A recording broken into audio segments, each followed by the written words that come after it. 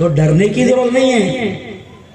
ये मुल्क हमारा है और खुदा का शुक्र है यहीं पर हम पैदा होते हैं और जाते जाते भी इसी की मिट्टी में दफन हो जाते हैं, छोड़कर नहीं जाने वाले। और किसी की मां नहीं गली जो हमको छोड़ने पर मजबूर। याद रखो, और राहत इंदौरी ने कहा ना कि सभी का खून है शामिल।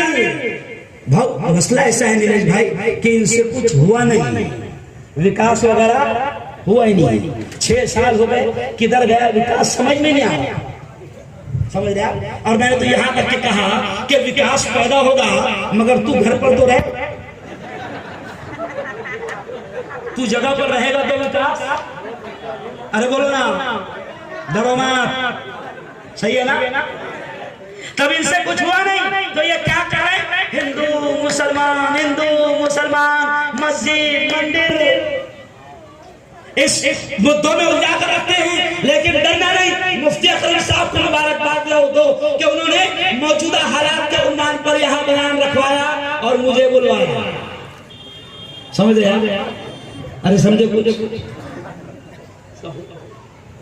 तो आप सुन लो, राहत इंदौरी ने कहा कि सभी का खून है शामिल यहाँ की मिट्टी में। क्या मालूम इलियास साहब इंतखाब है कि सभी का खून है शामिल यहाँ की मिट्टी में, और किसी के बाप का हिंदुस्तान थोड़ी है।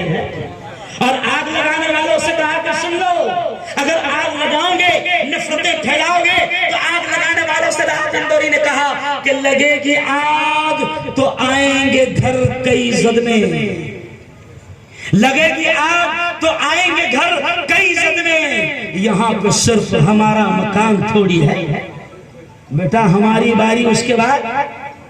अरे बोलो तुम्हारी बारी।